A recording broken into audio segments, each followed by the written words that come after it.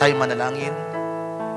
Lord, kagaya ng nilalaman ng awit na ito sa dulong bahagi, Panginoong Diyos, hindi nagkataon na inawit namin ito muli sa gabing ito sapagkat nais mong ipaalala sa amin na mayroon kang napakadakilang layunin sa buhay ng bawat isa, na kami ay tinawag mo, pinili mo, itinalaga nung una pa, Panginoong Diyos, upang gawin at gampanan ang dakilang bagay na itinakda mo sa bawat isa sa amin na aming gawin para sa kapurihan at kaluwalhatian ng iyong dakilang pangalan.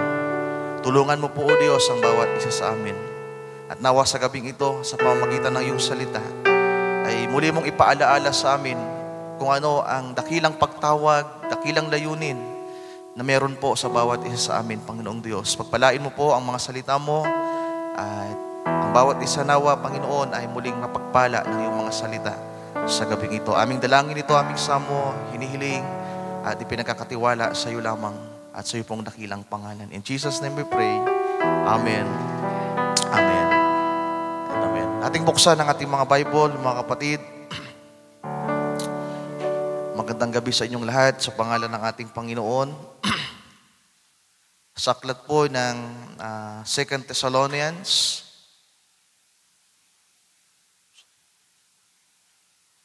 Second Thessalonians chapter 2 verse 13.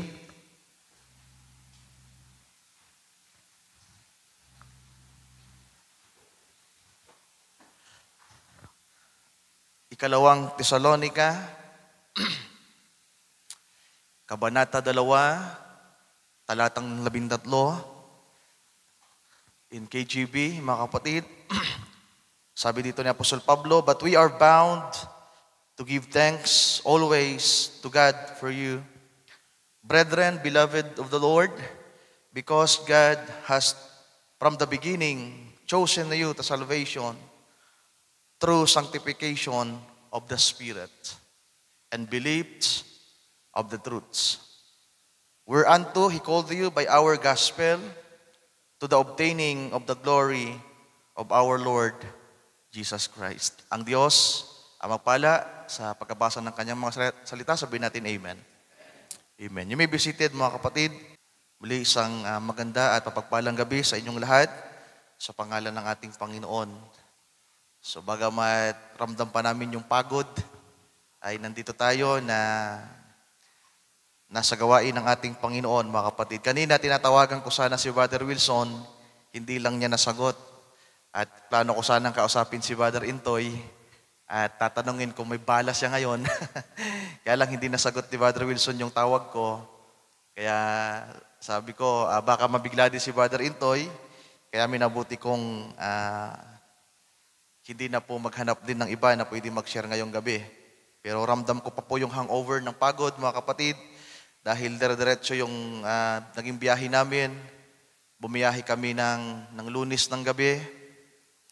Tapos sa tulog lang ng umaga, ng ilang mga oras, tapos nakipag-sharing na kami. Ang ganda po ng naging pag-uusap ng ilang mga kapatid na naratnan namin doon. At napakaganda, mga kapatid. Napakaganda na namit ko sa Cavite yung mga dating malapit sa akin ng mga kapatiran. At nagkaroon kami ng lunch. Tapos makalipas siguro yung mga 3 oras na sharing, 3 hanggang 4 na oras na sharing. Tapos mag-alas 3 na nagpasimula na pong mag-ayos ng mga ikakarga. At alas 4 hanggang alas 6 ay nagkarga ng mga ikakarga. At alas 7:30 bumiyahe kami. At nakarating kami ng alas 7 ng umaga kanina, mga kapatid. So masyadong mahaba yung naging biyahe dahil babagal lang yung patakbo dahil 3 sasakyan na convoy, naghihintayan. Hindi maaring mag-unahan. Pero salamat sa biyaya ng Panginoon na naroon ang kanyang pag-iingat. At hindi ko alam kung makakasama natin sila Brother Job ngayon. Andiyan ba sila sa baba? Wala pa. So baka talagang pagod din at nananakit yung mga katawan dahil nag-impake pa sila ng kanilang mga dadalhin. So maybe on Sunday, kasama natin yung mag-asawang Brother Jeff at Sister Lesel. Pwede ba nating palakpakan ng Panginoon, mga kapatid? Kanina nga po ay nilalamig din ako. Pakiwari ko ay tatrangkasuhin din ako. Si Brother Billy ay sumama din yung pakiramdam. Pero sa biyaya ng Panginoon ay medyo maayos po yung nararamdaman ko ngayon. At pagtiisan nyo lang ang ilang mga sandali sa pakikinig natin ng salita ng ating Panginoon. So sa gabing ito, sa mga talatang ating binasa ay nais ko pong kumuha ng topic, mga kapatid. At susok ito sa pagtatalakay dati ni Brother Wilson. Isa ito sa mga matagal ko nang na-notes. At nireview ko na lang, binasa, binulay. At napakarami ko nga pong tinitingnan sa note ko kung alin kaya yung ipipreach ko ngayon. Isang binabasa ko kanina ay yung God's Divine Economy. Na plano ko rin i-preach na, kaya lang hindi ko pa na-ipipreach. At yung isa pang tinitingnan ko sa note ko, yung The Cost of Following Jesus, hindi rin natuloy. Naisip kong yun din sana yung i-preach ko. At dito sa bandang ito, dinala ako ng Panginoon at mas, kumbaga yung inspirasyon ay mas dito niluloob ng Panginoon na dalhin tayo sa gabing ito, mga kapatid. So yung topic natin ay may pamagat na Sanctification through the Spirit.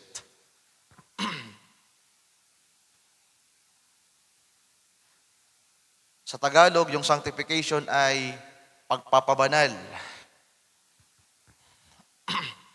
Pag kinuha natin yan sa Tagalog, yan ay pagpapabanal sa pamamagitan ng Espiritu Santo. At kung kukunin natin yung salitang sanctification, para lang sa background natin, sapagkat ito ay teaching, mga kapatid, maghihinay-hinay ako para mas maintindihan natin yung topic natin sa gabing ito.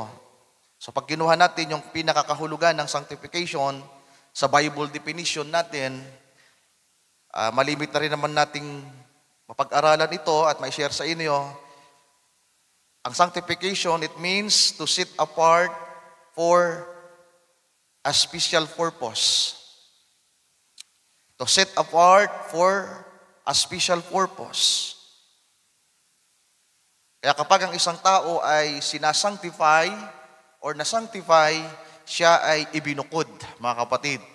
At hindi lamang basta ibinukod o inihiwalay, kundi merong layuning napakadakila sa kanya. Napaka-special na layunin.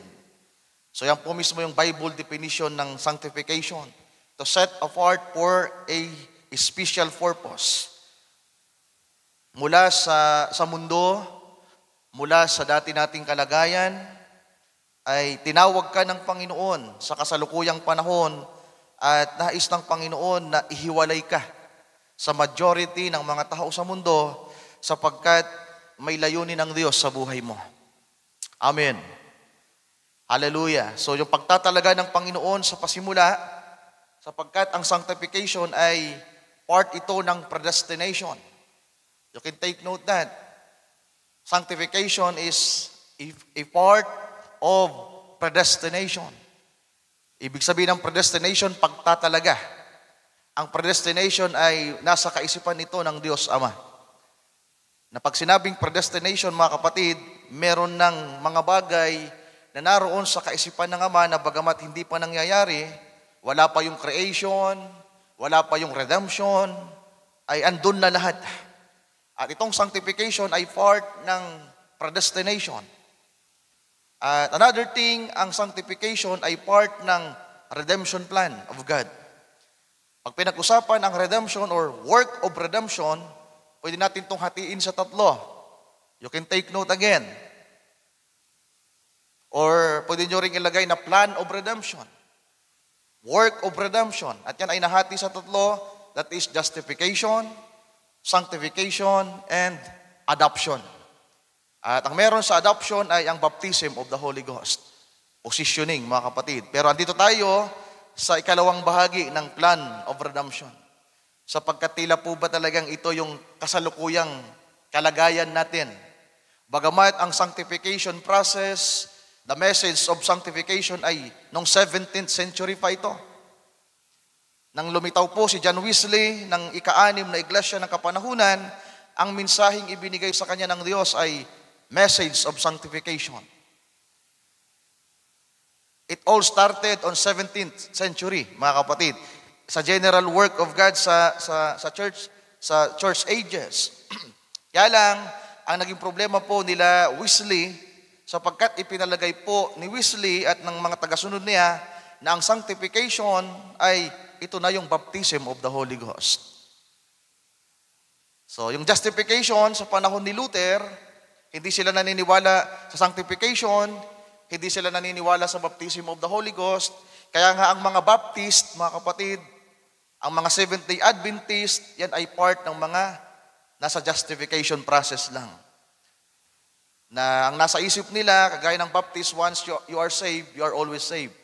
Yan yung doktrinang tinatawag na OSAS. O-S-A-S, OSAS. Once you are saved, you are always saved. So hindi po naniniwala ang mga Lutherans, ang mga Protestants sa sanctification at baptism of the Holy Ghost. Pero sabi ng propeta, noong 17th century, nang palitawin ng Panginoon si Wesley, ang naging buhay ni Luther ay justified life. The life of Luther is a justified life by faith. Pero hindi doon nagtapos sapagkat ang sabi ng Panginoon, sabi ng propeta, idinagdag ng Diyos sa panahon ni Wesley ang pagpapabanal. Pero nakakalungkot, naging organisado yung mga Methodist, mga Wesleyan, hanggang sa naging doktrina nila yung ang sanctification ay ito na rin yung baptism of the Holy Ghost. Pero magkaiba to, mga mahal kong kapatid. Sapagkat walang makakaranas ng baptism of the Holy Ghost na hindi naranasan ang sanctified lives. Diba? Kinakailangan mong maging malinis. Kinakailangan mong maibukod muna. Sapagkat ang sabi ng Biblia, kinakailangan nating maging malinis. At kapag naging malinis ka na, ikaw ay isa ng vessel na worthy of honor, then ang banal na spirito ay ipagkakaloob sa iyo at ito'y mananahan sa iyo.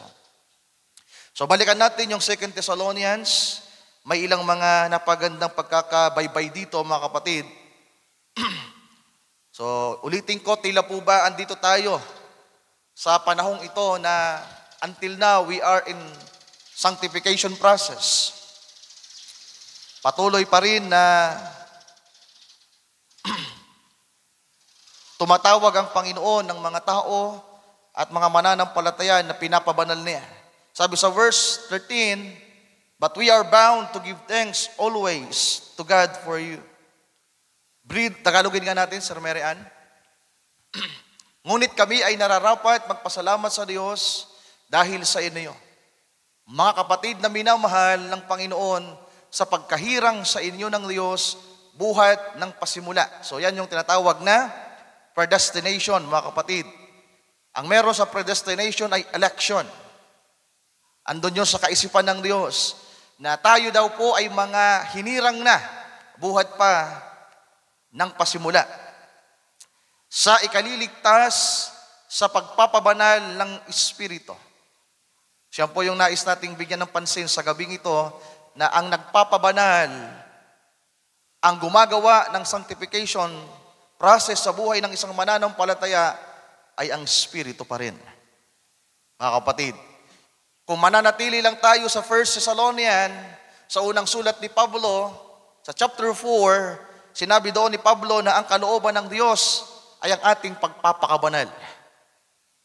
Di ba naalala niyo sa 1 Thessalonian, you can flash, Sister Mary Ann, chapter 4, itong binabasa natin ngayon ay pangalawang sulat niya. Mas lininaw ni Pablo ang sanctification process. Sapagkat sa chapter 4 ng 1 Thessalonian, medyo mabigat, mga kapatid. Bagamat sinabi ni Pablo na ito'y kalooban ng Diyos, pero hindi pa dito sinabi na ang Espiritu ang gagawa o tutulong sa mga mananampalataya para maranasan ang sanctified life. Sabi sa verse 3, for this is the will of God, even your sanctification. Your sanctification. Na para bang kung dito lang tayo magre-rely, ikaw ang gagawa ng iyong pagpapabanal. Na sinasabi niya na kinakailangan yung maging banal. Kailangan mong umilag. Para bang sarili mong effort. Di ba? Ikaw ang gagawa. Kasi nga, your sanctification. Sabi pa sa verse 4, that every one of you, personal talagang ang tinutukoy ay ang mga mananampalataya na gagawa na makaalam na maging mapagpigil sa kanyang sariling katawan sa pagpapakabanal. Well, kaya naman natin to mga kapatid. Kaya nating idisiplina ang ating sarili. Pero ang kaaway ay tuso at madaya. Kaya nating magpakabanal sa loob ng 1 buwan, sa loob ng 1 taon, pero mananatili ang kahinaan nasa atin kapag wala ang Espiritu ni Kristo. Kaya nga ang mga Methodist, mga kapatid, nararanasan din nila ang a sanctified life. Pero ibang bagay kapag merong tumira sa isang malinis na buhay. Kung maalala nyo yung talinghaga ng ating Panginoon patungkol sa isang bahay, na merong isang espiritu na nandun, na naging marumi yung bahay. Pagkatapos ay nilinis yung bahay, di ba? At nung maging malinis na yung bahay, walang tumira. At nung yung espiritu na winalis, doon sa bahay ay naghahanap ulit ng kanyang matitirhan. Nung makita niya yung bahay na malinis, sabi doon, walis na at nagagayakan. Hindi agad pumasok yung spiritong winalis doon sa bahay na yon. Ang ginawa niya, naghanap muna siya ng makakasama niya.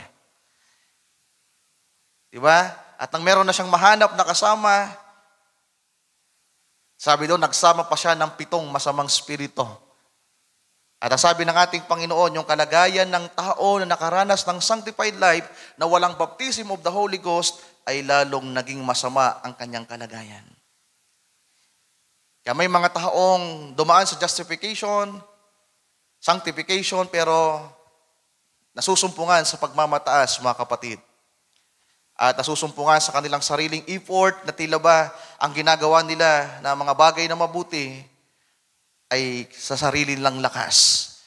Pero ang tao ay tao, ang laman ay laman. Kapag wala ang Espiritu ni Kristo na tumahan at manahan, darating ang araw na ang tao ay mabibigo. Pero kagaya na sinasabi ng banal na kasulatan sa 2 Thessalonian, sa 2 sulat ni Pablo, nang ito ay kaniyang muling ipahayag sa mga Thessalonian believers, dito niya sinabi na ito pala'y gawa ng Espiritu Santo sa buhay ng mga mananampalataya. Yung mga hinirang ng Diyos, pinili, bago pa itatag ang sanglibutan, sa English mo, Sir Mary Ann, para maintindihan natin ng mas mainam, sabi sa verse 13, because God has from the beginning chosen you to salvation. So sa pasimula pa lang ay pinili na tayo sa kaligtasan. Pero paano natin mararanasan ang kaligtasan, mga kapatid? Paano natin mararanasan ang redemption? Sa pamamagitan daw po ng pagpapabanal ng Espiritu Santo. So walang makakaranas ng kaligtasan at makakaranas ng katubusan, hallelujah, na hindi niya naranasan ang pagpapabanal ng Espiritu Santo. Kaya hindi pwedeng sabihin ng mga tao na sila'y ligtas, na sila ay redeemed, na hindi nila naranasan ang kapangyarihan ng salita ni Kristo sa kanilang buhay. It is the power and influence of the Word of God. Sapagkat ang meron sa Espiritu ni Kristo ay ang kanyang salita. Ang Espiritu at ang salita ay iisa. You can read that in John chapter 6, verse 63. Sabi ng Panginoon, ang salita na sinasalita ko ay pawang Espiritu at buhay. So, sa sulat ni Apostol Pedro, mga kapatid, hindi lang po si Pablo ang nagpahayag nito. Even Apostle Peter ay meron siyang revelation regarding sa sanctification. So hindi lang po si Pablo ang nagturo nito. Even si Peter, chapter 1, verse 2. Si Pablo, yung ginamit niyang pangungusap ay chosen. Pinili. Pero si Pedro, ang ginamit niya ay elects or hirang. 1 Peter chapter 1, verse 2. Sir Marian. Elects according to the foreknowledge of God, the Father, through sanctification of the Spirit. So same. Same na kaisipan, same na mensahe ang ipinapaabot ni Apostol Pablo at ni Apostol Pedro. Nahinirang na daw ang mga mananampalataya doon pa lamang sa kaisipan ng Ama. Meron ng paghirang, meron ng pagpili doon pa lang sa kaisipan ng Diyos Ama. Bago pa ang creation, bago pa nilikha si Adan, ay meron ng pagpili ang Diyos sa kanyang kaisipan. Meron ng election na nangyari. Pero yung election na yun, yung magiging destiny mo, na isang anak ng Diyos, na isang nobya ni Kristo, na bagamat ngayon ay hindi pa nakikita kung ano yung destiny natin. Di ba? Dahil malalaman talaga yung katuparan ng destiny mo sa huling mga araw. Ngayon, umaasa tayo, bawat isa sa atin ay tumitingin sa ating sarili, tinitingnan ko kayo, tinitingnan nyo rin ako na isa ako sa mga nakatalaga. At may mga bagay tayong napapansin sa buhay natin na masasabi nating maaring siya nga ay talagang itinalaga. Pero kahit ng isang tao ay makasalanan pa, ay pwedeng merong pag-asa para sa kanya. Nasasabi ng taong ito ay baka ito yung chosen one. Ito yung elected. Pero hanggat hindi dumadating sa dulo, kapag hindi nakita yung katuparan ng pagpiling ito, mga mahal kong kapatid, hanggang pag-asa lang yon. Hanggang kaisipan lang yon o haka-haka. Pero darating ang araw, hallelujah, kapag ipinakilala ng Diyos ang totoong kalagayan mo, then masasabi nila, totoo nga yung pagtatalaga. Siya pala talaga, sila pala talaga yung pinili. Amen. Hallelujah. So hindi maaring isipin mong itinalaga ka at maging ikaw yung itinalaga sa darating na panahon na hindi mo mararanasan ang sinasabi ng kasulatan na pagpapabanal ng Espiritu Santo. Kaya kung umaasa kang isa ka sa itinalaga, tinitingnan mo ang tapos ng gawa ng Diyos sa nakaraang panahon ng kanyang pagpili, at umaasa ka rin sa hinaharap na ikaw talaga ay magiging isang taong mapalad na parte ng nobya ni Kristo, anak ng Diyos, na may taglay na kapangyarihan, then, kinakailangan mong sa panahong ito, nararanasan mo ang pagpapabanal ng Panginoon sa iyo. Amen. Hindi ka pwedeng umasa lamang sa nakaraan at sa hinaharap na wala kang nararanasan ngayon. Kaya ang mga totoong mga anak ng Diyos na may pag-asa, sa pagtatalagang ito, sa pagpiling ito, ay merong nararanasan ngayon sa kanilang buhay. At kung wala man silang nararanasan pa, merong kauhawan sa kanilang puso na humihibik sa Panginoon sa kung ano talaga ang kalagayan nila. Amen. So sabi na Apostol Pedro, mga kapatid, tuloy natin yung pagbasa. Elect according to the foreknowledge of God the Father, through sanctification of the Spirit, unto obedience and sprinkling of the blood of Jesus Christ. Grace be unto you and peace be multiplied. Sa Acts 26 verse 18, ito po yung komisyon ni Apostol Pablo. Ito yung sinabi ng Panginoon sa kanya para sa mga hintil na kanyang papangaralan, at ang mga taga-Tesalonica ay mga hintil ito, mga kapatid. Sabi ni Pablo, to open their eyes and to turn them from darkness to light, and from the power of Satan unto God, that they may receive forgiveness of sins and inheritance among them which are sanctified by faith that is in me. So sino yung tatanggap ng inheritance, mga kapatid? Di ba? Among them, which, sabi diyan, and inheritance among them. Yung mga pinatawad sa kanilang kasalanan, yung iminulat ang kanilang mga mata mula sa kadiliman patungo sa liwanag at inagaw sa kapangyarihan ni Satanas at dinala sa Diyos. Ang dulo pala nito ay meron kang inheritance. Di ba? Meron tayong inheritance. Merong pangako para sa atin. At ang pangako para sa atin ay ang Espiritu Santo. It is the gift of God. It is our inheritance, mga kapatid. At sila na nakaranas ng sanctification process, para sa kanila ang inheritance na ito. Pero yung keyword dyan, mga kapatid, sanctified by faith. Pero hindi lang yan kagaya ng salitang justified by faith, sapagkat pag sinabing sanctification or sanctified by faith, dagdag natin ang Romans 15:16, hindi lang ito basta pananampalataya. Sa Acts 26:18, yung term na ginamit ni Paul ay sanctified by faith. Sa Romans 15:16, ang sinabi niya dito ay sanctified by the Holy Ghost. Sabi sa 16, that I should be the minister of Jesus Christ to the Gentiles. So same, yung kaisipan ng Acts dito sa Romans, ministering the gospel of God, that the offering up of the Gentiles might be acceptable, being sanctified by the Holy Ghost. Amen. See, hindi ito sanctification natin. Hindi ito pagpipigil mo sa iyong sarili, hindi ito pagpapakabanal mo sa iyong sarili, hindi ito pagpapahaba mo ng buhok sa iyong sarili at pagsusot ng tama sa iyong sarili. Hindi mo ito pag-iwas lamang sa mga bagay ng mundo dahil kung ikaw lang to sa sarili mo, mabibigo ka. It is the work of the Holy Spirit.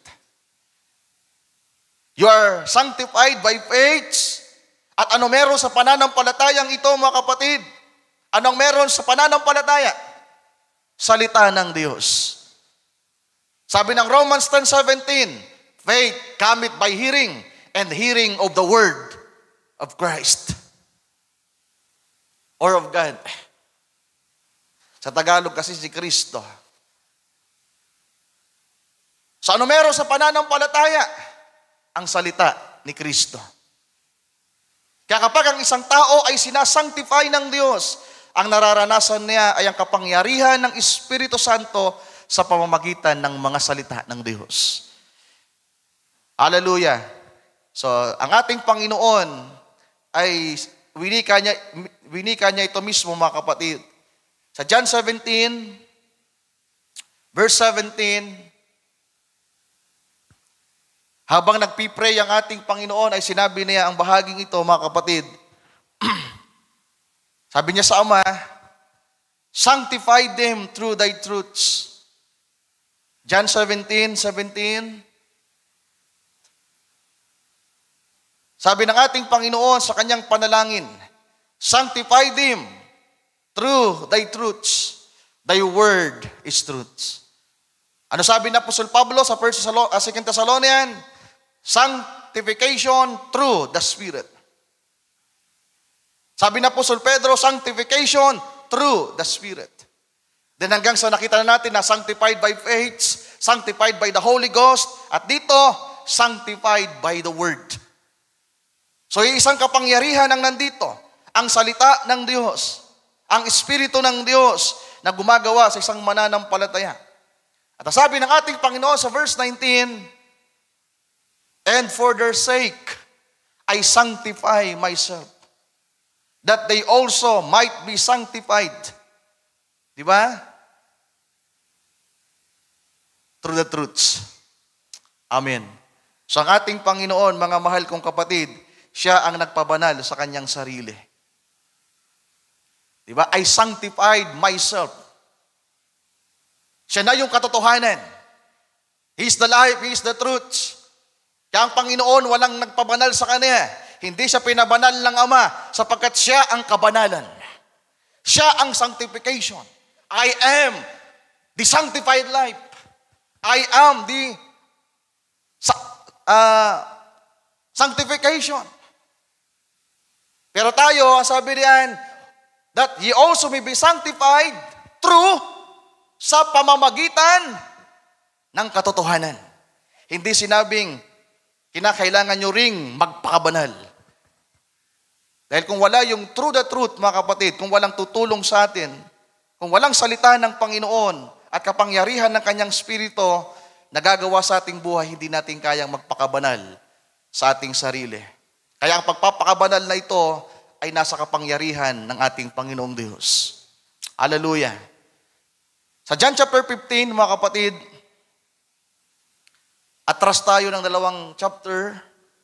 Sabi sa verse 3, sapagkat ang sanctification ay kasing katumbas din po nito ang kalinisan or paglilinis. Sabi ng ating Panginoon, now we are clean through the words which I have spoken unto you. Kayo ay naging malinis sa pamamagitan ng salita. Meaning, dadalhin natin yung sanctification diyan, kayo ay naging sanctified dahil sa salita na sa inyo ay sinalita ni Kristo. Amen. Diba? Kaya kayo naging banal, kaya kayo naging malinis. Ito ay dahil sa salita ng ating Panginoong Hesukristo. At ito ang sabi niya sa verse 4. Ito lang yung sikreto, mga kapatid. Abide in me. Walang magiging banal, walang magiging sanctified na malayo sa Kanya. Ito ang gusto kong puntuhin sa gabing ito.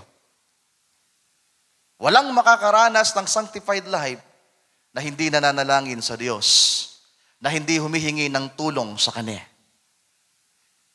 Kapag hindi mo nakita ang iyong sarili sa karumihan, sa mga kahinaan, at hindi mo nakita ang iyong sarili na nananalangin sa Panginoon, na humihingi ng tulong sa Kanya, hindi mo mararanasan ang kagampanan ng sanctification. It is the power of God. Kaya ka magiging banal. Ipapakita ng Diyos na mahina ka, na kahit anong pagsisikap mo, kahit anong pagpupursigi mo na magpakabanal, na magawa ang mabuti, hindi mo magagawa. Di ba? Kahit gaano ka pa kabait, kabuting tao, kapag malayo ka sa Diyos o wala kang Diyos sa buhay mo, darating ang araw, mabibigo ka.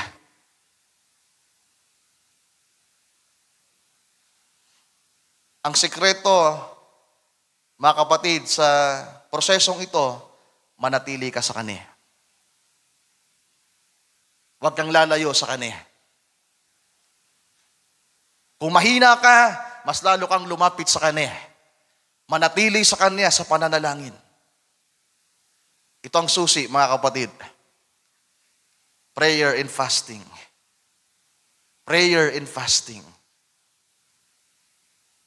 Kung nais nating mabuo, matapos ang prosesong ito,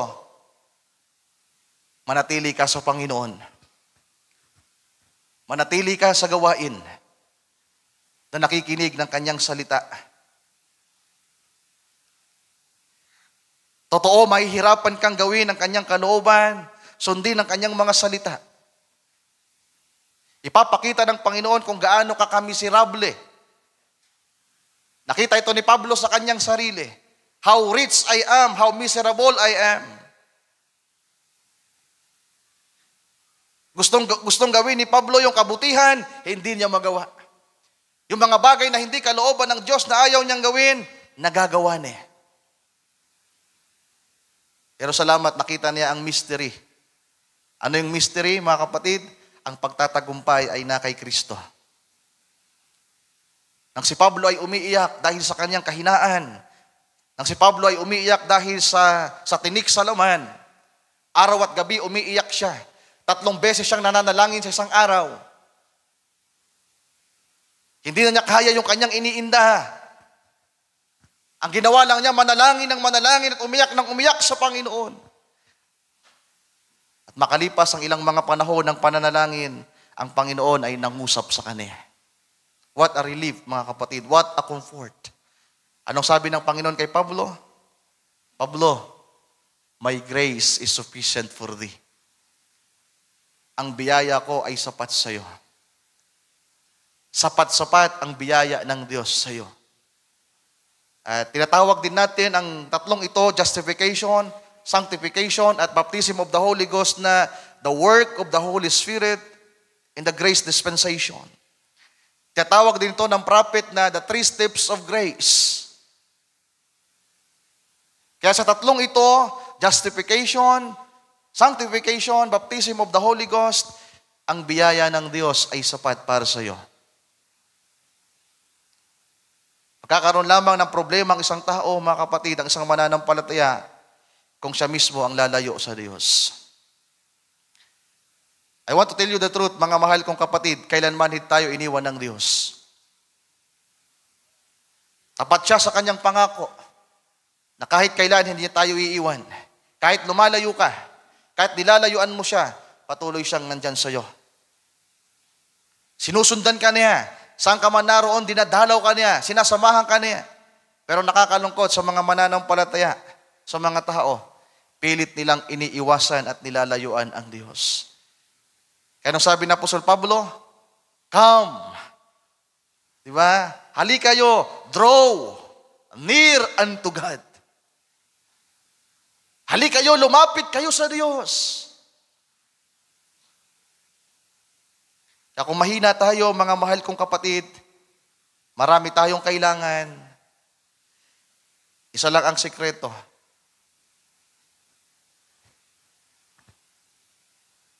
Kung nakilala mo na ang Panginoon at nagpabautismo ka sa Kanyang pangalan, narinig mo ang Kanyang salita, huwag ka nang lalayo sa Kanya.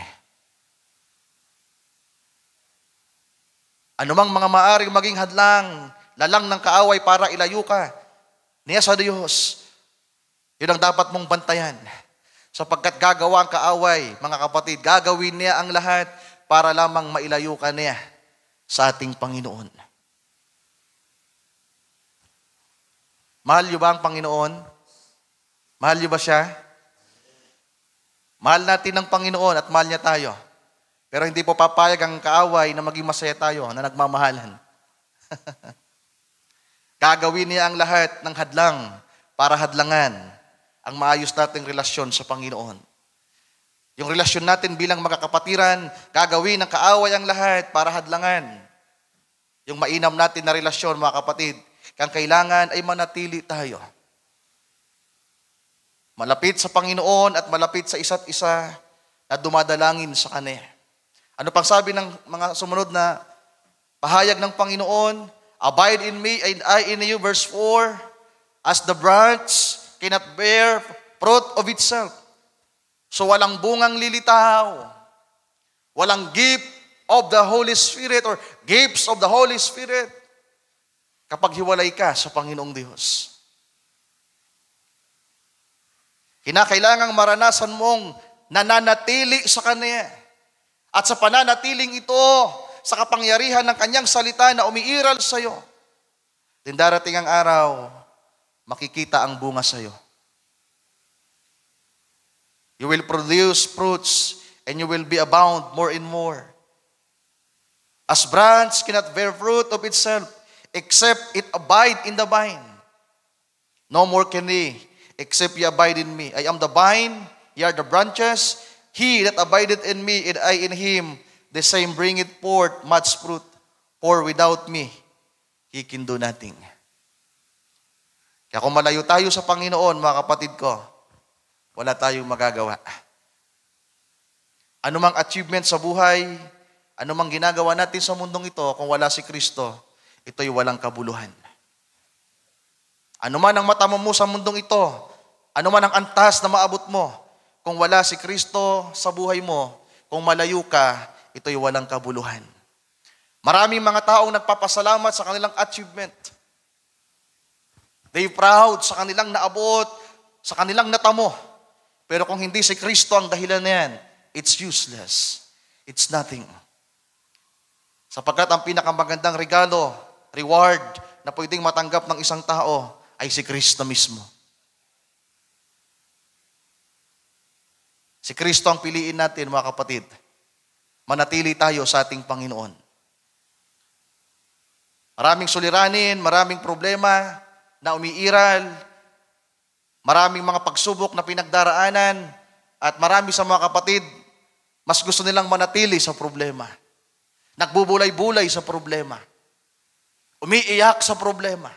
Nadidepress sa problema. Nai-stress sa problema. Pwede niyong iwanan na yan. O kaya naman dalhin niyo yan at lumapit kayo sa Panginoon, ibigay niyo sa Kanya. At isuko sa Kanya. Alam niyo, kaya tayo nahihirapan, mga kapatid, yung pagpapabanal, tila po ba mahirap sa marami?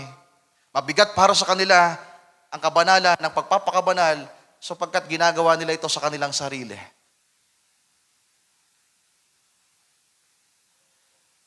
Gawin mo ito nakasama ang Panginoon, magiging madali ito. Kaya kung hindi tayo marunong manalangin, kung wala tayong panahon sa pananalangin, kayo nakakaalam, mga kapatid ko. Hindi ko alam kung gaano kayo kadalas na nasa pananalangin nakasama ang Panginoon sa inyong bahay. Marami tayong kahinaan, marami kayong kakulangan, at kung hindi natin nasusumpungan ang ating sarili sa pakikipagrelasyon sa Panginoon, sa pananalangin sa Kanya, may hirapan po tayo. Kaya lagi pinapaalala sa atin, lagi ring paalala ng Panginoon sa mga alagad, watch and pray. Watch and pray. The spirit is willing, but the flesh is weak. Another thing, basahin natin, Ephesians 5. Balik tayo sa pahayag ni Pablo, verse 26. Ang konteksto ng mga talatang ito ay patungkol sa iglesia. Sabi ni Pablo, that he might sanctify the church, the believers, that he might sanctify and cleanse it with the washing of water by the word. So sino ang magsasanctify? He. Amen. It is He. It is the Holy Spirit. It is the Lord that will sanctify and cleanse us. Bagamat totoo sa puso natin ay gusto nating maging malinis, maging banal, at sinisikap natin. Pero it is He. It is Him na nagsasanctify at naglilinis. At sa paanong paraan tayo pinapabanal ng ating Panginoon? Sa pamamagitan ng Kanyang salita. Amen. Hallelujah. That He might present it to Himself a glorious church, not having spot or wrinkle or any such thing, but that it should be, next, holy and without blemish. So ang layunin ng sanctification ay para sa adoption. Ano meron sa adoption, mga kapatid? Positioning at pagpapakilala. Upang ito daw ay may pakilala niya na isang iglesyang maluwalhati. Kapag naranasan na natin ang sanctified life, mga kapatid, nilinis ng Panginoon sa pamagitan ng Kanyang salita, pinabanal sa pamagitan ng Kanyang salita, isang araw ipipresenta ka niya na isang maluwalhating nobya ni Kristo. Adoption. Kaya ang redemption plan, ang work of redemption, tatlong bahagi. Ito, mga kapatid. Justification. Andyan yung bautismo sa tubig. Kung nabautismohan ka na sa tubig, pasalamat ka. At nagpapasalamat din ang mga Baptists, ang mga Methodist, born again. Ang Katoliko, nagpapabautismo din sila. In a wrong way nga lang. Pero maraming simbahan, nagpapabautismo din. At yan ay part ng justification. At kinakailangan nating umabante. Kinakailangan nating magdagdag o idagdag. Sabi ng prophet, the Lord added sanctification in wisely. So hindi lamang justified na nabautismuhan kayo sa tubig, mga kapatid. So wala pala Sir Mylene. Meron po palang nagpaabot sa akin na gusto pong magpa-rebaptize at ito ay Sir Mylene. Dapat nga, sabi niya, wala siya ngayon eh. Yun ang sabi niya sa akin. Sabi niya, Brother Ryan, hanggat hindi po ako nababautismuhan ulit, wala po akong lakas ng loob na umatid ng Miyerkules. Dahil pakiwari ko po, hindi ko po nagagawa ang kalooban ng Diyos. Kaya wala siya marahil dito. Sabi ko, sis, pasensya, dahil aalis kami. Pagbalik ko kako, schedule natin. At yung na-schedule namin ay Sabado. Sa Sabado ay magpaparebaptize siya. At kung merong gustong sumama, si Cleo nga, sinabihan ko nung linggo, merong naka-schedule magpa-rebaptize. Pag-isipan mo kako. So itong bautismong ito sa tubig, it is part of redemption plan of God. Part of His grace na gumagawa sa mga tao, pero yan ay pasimula lamang mga kapatid. Ang kasunod niyan ay sanctification. At kapag natapos na ang gawang ito sa buhay ng isang mananampalataya, the main purpose, verse 27, He might present to you. Kapag ikaw ay na-sanctified na, the Lord will present to you as a glorious part of the body of Christ. At hindi maaaring ipresenta ka na wala ang Espiritong nananahan sa iyo. Sapagkat ang magpapakilala na ikaw ay isang maluwalhating iglesia ni Kristo, nobya ni Kristo, ay siya mismo ang pagkakakilalan niya na nasa iyo. Sabi ni Pablo sa 1 Corinthians chapter 12 verse 13, sa pamamagitan ng isang Espiritu, tayo ay pinainom sa isang katawan. Kaya magiging parte ka ng katawang ito, ng maluwalhating katawang ito, ng maluwalhating iglesyang ito. Sister Mera, pakiplas, sa KJV, verse 13, sapagkat sa isang Espiritu, tayo ay binabautismuhan sa isang katawan. Maging Hudyo o maging Hintil, maging malaya man o maging nasa tanikala, and have been all made to drink into one Spirit.